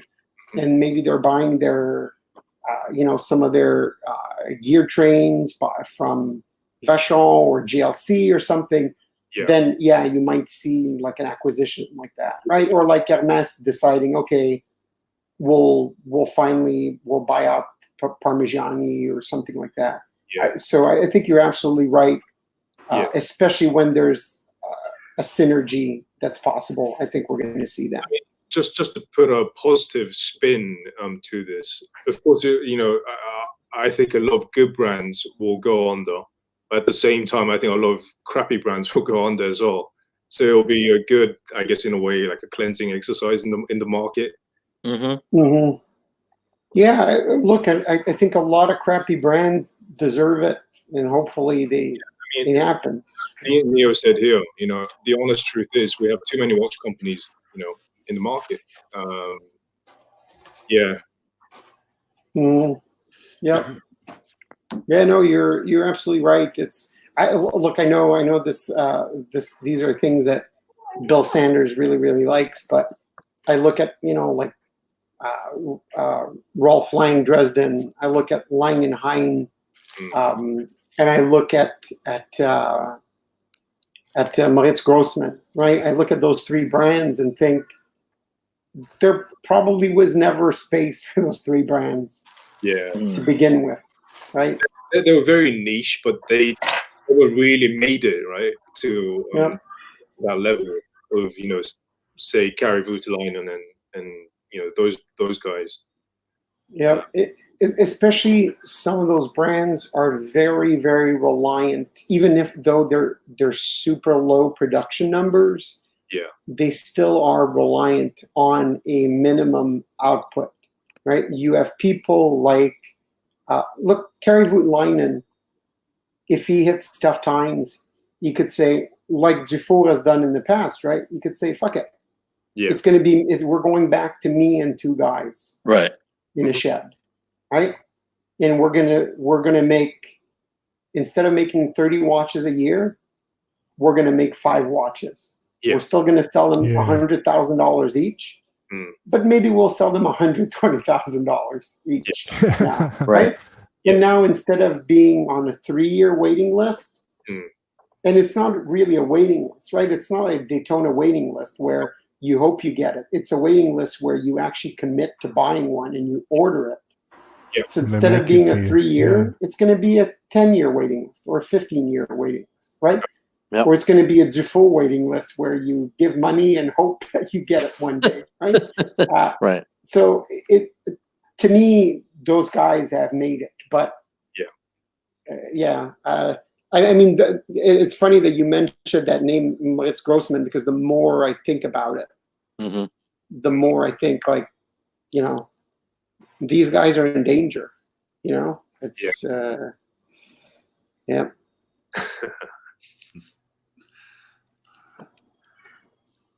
What about somebody like Bremont, Yeah. which is always a touchy subject? Yeah, I mean, they're interesting. They've established themselves quite well now, haven't they? And I mean, I but I find don't know how many watches they sell. yeah, and also I think financially, I think they can ride this out. Sadly, yeah, I think they've got enough capital behind them. They've got a pool of investors, who have invested vast amount of money into the company, and they've only recently, I think, built like a new factory like near Oxford or something. Mhm. Henley, isn't it? Yeah. Yeah, Henley, yeah, that's the one. Yeah, and yeah, I think financially, I think they're safe. Obviously, if this trend was to be sustained for like a long time, sorry, the crisis, and if there's like a general downturn in the watch market in the long run, who knows? If that's the case, obviously Bremont could be, one of the companies that could really sort of go down the slide very quickly. That's just my 2 cents. But Yeah, I think Bremont, though, they're in a different market, and I think that's what bugs me about some of the criticism that they get, because they're not a watch aimed at us, right? To me, Bremont is more like it's more like a, I don't want to say Breitling in general, because I know there are nice Breitlings, but it's more like the shopping mall Breitling. Yeah, it's more like the shopping mall Hoyer, right? I think that's their market. Yeah, like a young guy fresh out of college. Let me get a nice watch for my first job. And Bremonts look cool, so yeah, it's for people that are in what I call the shopping market, the shopping mall market. Sorry, is basically people that don't even know what an AD is, right? They've never been to a watch store. They've been to the jewelry store in the shopping mall, right? That's where they think the watch that they should buy is. So they go into that jewelry store. It's filled with Tissot's, Mitos, Longines, and like, oh, what's that $7,000 watch, right? What's that watch that's above the rest? Yeah, that's what it's the high end of the low end store, right? I think that's what their market is, and I think that's a very different market. Agreed. And, I think they get a lot more flack than they. I think they get a lot more flack than they do, to be honest with you, Bremont. I mean, but the thing is, I know they're overpriced, but yeah, I mean, I was at least they're trying. Yeah, I mean, I was gonna touch on the pricing for Bremont watches. I mean, I think if they were priced like on the sort of lower end, say to like sort of £3,000 or something, it's understandable. But they're charging ridiculous prices for some of their watches. Yeah. I mean, that's precisely the reason why I don't think if this crisis, were to be sort of sustained for a long time, and therefore like a prevailing impact on the general economy, I think they will be in a very good position in the right. Now, what about? Does anybody know? Oh, go ahead, Flippin. Go ahead. Does anybody know anybody with a Bremont?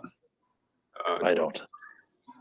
I very nearly brought an MB2 about 6 years ago, maybe. I was very nearly tempted. But 6 years ago, what were they priced though?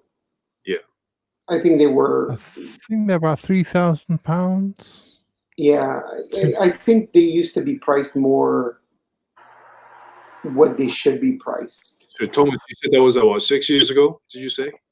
Yeah, about £2,500, £3,000.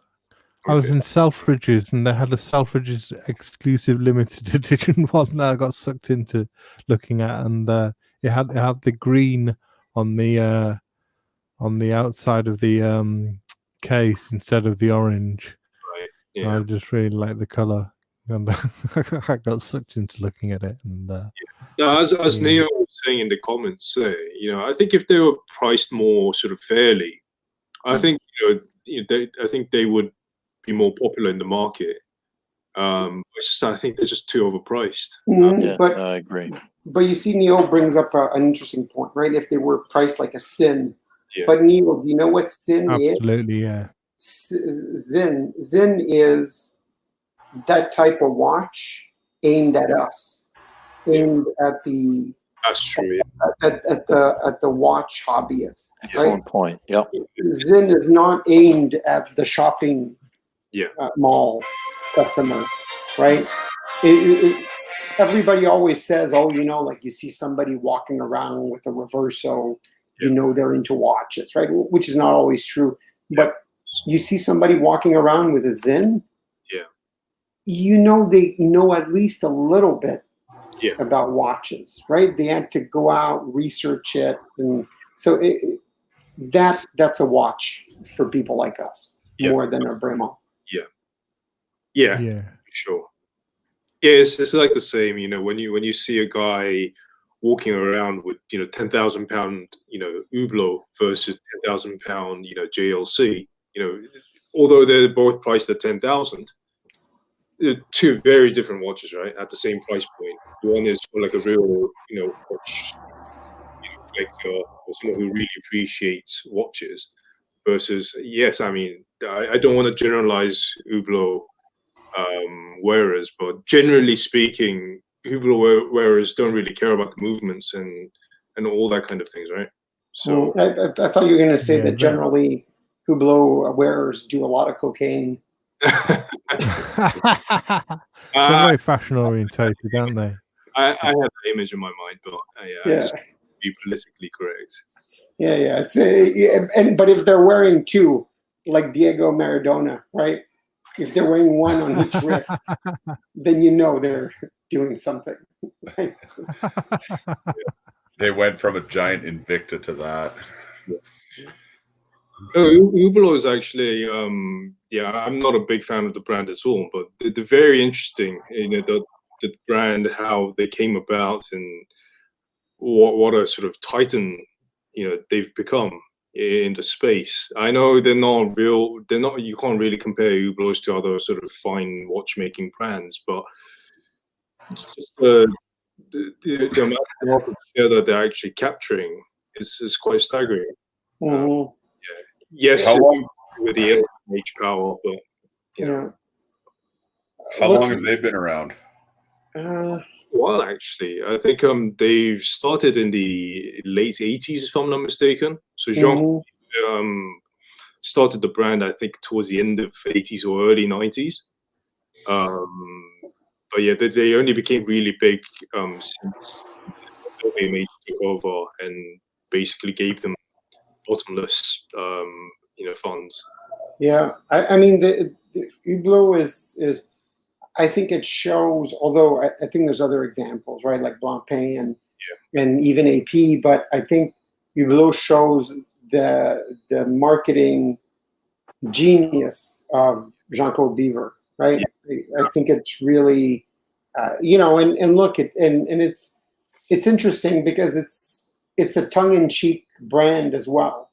Yeah. Right, calling it Hublot, which is French for porthole. Yeah. Right. They basically said, look, we've reached peak porthole. Yeah. Like, madness or stupidity, however you want to call it, and they took that and ran with it. Yeah. It's quite something, and they do make some cool watches. Yeah. Hello, Williams watches. How are you, sir? I actually quite like their very early classic fusions. I actually wouldn't mind having one of those really early Hublots. early sort of smaller classic fusions. I think they're quite nice. Yeah, yeah. Some of them are very cool. Like even for some people it works, right? Like even that gigantic carbon or ceramic one that Janko Beaver always wears. Oh yeah. Like even that isn't too bad on certain people. I think they make cool watches. Look, they definitely do have a. I think their wearers are. I know they're stereotyped, but how are they different than somebody who wears a gold sub?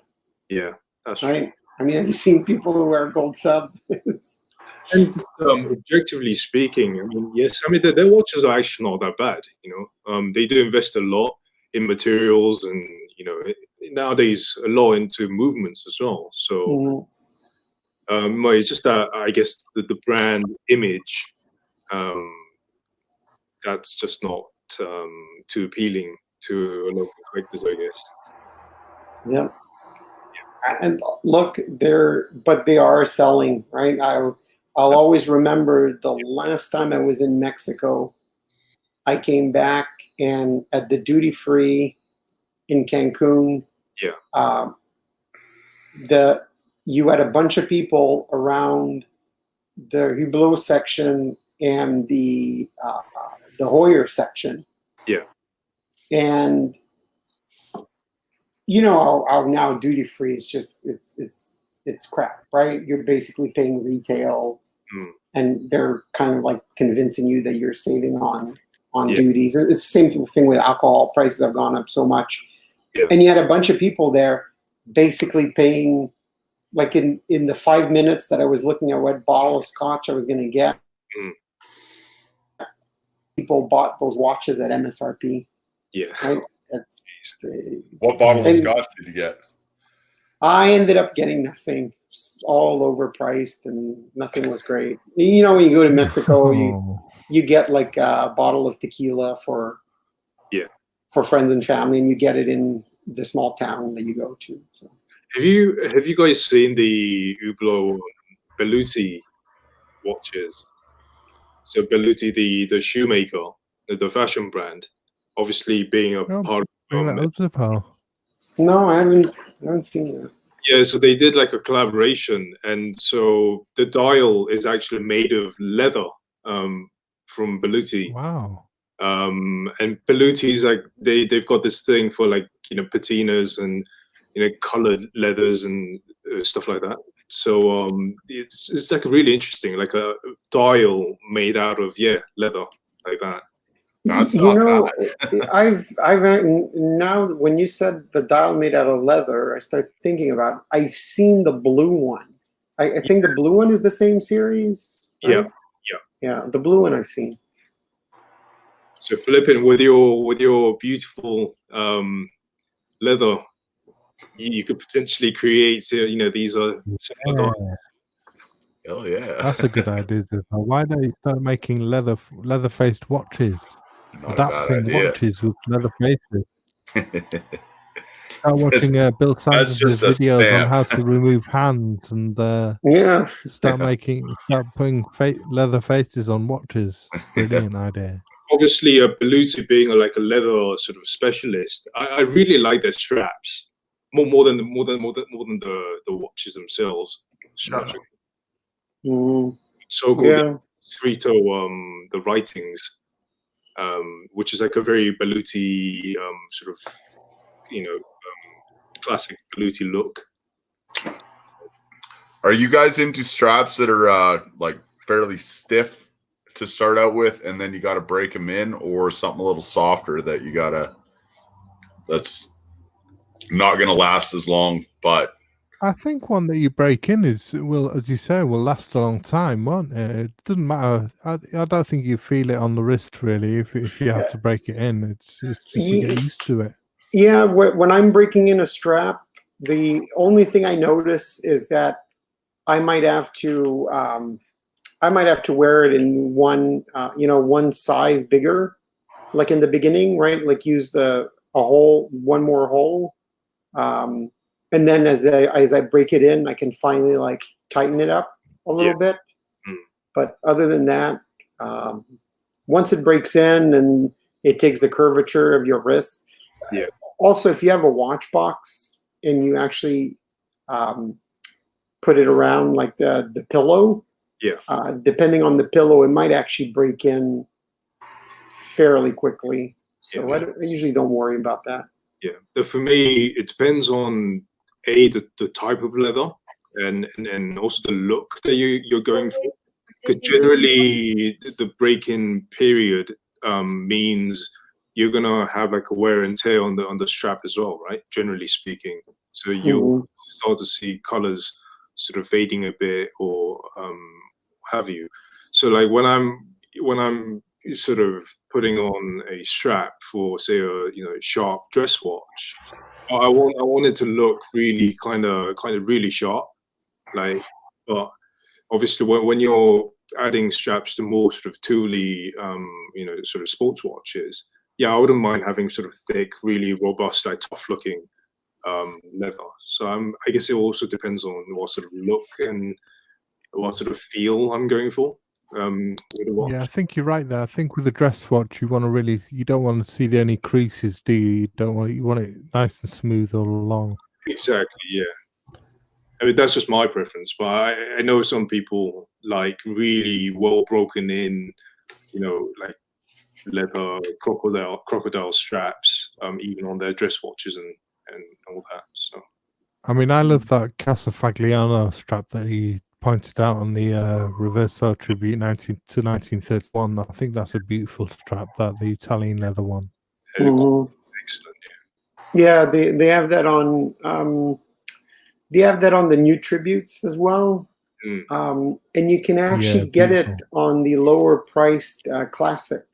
Yeah, even like the classic large with the more standard Art Deco style dial. You can get it on the crocodile or the leather. They're really, really nice. And you can see that they're in demand because I've been seeing more and more older Reversos with third-party straps that have that look, that have that stitching. Really? But you see they're not original straps, right? Because they're always a little bit different. Speaking of straps, the look that I really like is the those hornback straps on offshores. Oh, they look amazing, I think. They're generally not very comfortable, at least in my experience, because they're quite thick and they're quite like rigid in the structure. But I just love the look of the hornback. In like a casual outfit, it just looks so galling. Just call it that. Yeah. That unfortunately I can't get my hands on. Hornbacks. Yeah. Yeah. Stingray is supposed to be very nice too. Yeah, absolutely. Yeah, it's got a lovely texture to it, hasn't it? A Stingray. It's like a bobbled sort of texture. Yeah. Yeah, a lot of makers, including Combat Strap, is also using beaver tail. But interesting. Oh, really? Yeah, interesting. It's got a bit of a bubble wrap look to it. Yeah, it's got like smaller scales type of thing, and some of them are adding like a different colors in the scales. It's interesting. I think there was a sort of strap maker in South Korea who were using like really exotic like marine life skins, so like tuna skins and shark skins to make straps. Yeah, I've seen images of those and they actually look pretty cool. I've never experienced them in person. Yeah. I'd always be afraid of durability with some of those, like, because I don't know how proven it is. But there's like I've seen a lot of, in the last couple of years, I've seen a lot of Toad also. There's Toad. Wow. Yeah, there's lots of stuff out there. Ostrich is supposed to be very nice too, I hear. Ostrich creeps me out. Well, Ostrich was the classic. Like that used to be the big thing on Reversos. Yeah, Right. I was just gonna say that. Mhm. Kangaroo is a really good hide to work with too. It's tough as hell. Mm. It's a little bit on the bland side. You know, you're not getting anything like these, but it's good leather. It's good to work with. Mhm. This guy, I've had him on Facebook for a while. Yeah. And he has a lot of exotic hides that he works with. I don't know if this is the guy you were looking at, but this guy's all over Facebook. He's out of Vietnam, I think. Yeah, there's that guy, and there's is that Hong Dat or Yeah. yeah. He posts on all the groups too. Yeah. Pretty good at self-promotion. Yeah, I've seen some of his. He's done watch boxes too and watch rolls, but some of the things that he does, like watch rolls, look very rough. So I don't know. I had once bought a hornback strap for my Panerais back in the day from this French company called ABP Paris. I don't know whether if you guys heard of them. Yeah, they're very highly recommended in a lot of people in Bill Sanders' group. Oh yeah, recommend them. Yeah. Yeah, the quality is excellent, but it's very, very expensive. They charge the OEM prices. So yeah, well, obviously, I don't think back in those days. I think Panerai actually does OEM hornbacks. I think you can do like special orders and stuff, but back in the days, they only had like a plain as just square scale alligator skins. I really liked the look of hornbacks on Panerai as well. Yeah, so I ordered it through ABP Paris, and yeah, I was really blown away by the quality of the leather and the stitching and all. So. Oh Jesus! Look at this one. Yeah. Wow. Yeah, I mean that's kind of hornback, isn't it? It's like a double hornback. Yeah, I think that's just because it's a baby. Yeah, and that's what you can, like when you go to Aaron Bespoke's shop, right? You'll have like the skin like that, and you can just choose like which part you'll want. Yeah. Yeah, those like a double small hornbacks look really good on Panerais. Yeah. Yeah. Those are very cool. Well, guys, I think I need to go think about feeding the kids. All right. So yeah, my dinner's going to be ready soon too. So yeah. So Great thanks for having me on, and thanks for having this. Thanks for coming on, man. We peaked at 16 views today. Nice. I saw 17, I think. Nice. Did you? Wow. Nice. Breaking records. And we didn't even have to pay anybody for that. exactly. No super chats. Yeah. Thanks to everybody in the chat. Yep. And, yeah, absolutely great. Thanks to all you guys, especially you, Zippo, for coming on. Thank you guys for showing up. It's always awesome. I love it. It's a lot of fun. Yeah. You know, we'll be here whenever you fire one up, Zippo. Right on. Sunday afternoon? Absolutely. Okay, cool. We'll be there. That one's set in stone. So okay. All right. Don't Take forget care, to guys. All right. Take it easy. Sunday afternoon. Gents. Take care, guys. Take care, guys. Everyone. Bye. See you later. Be well.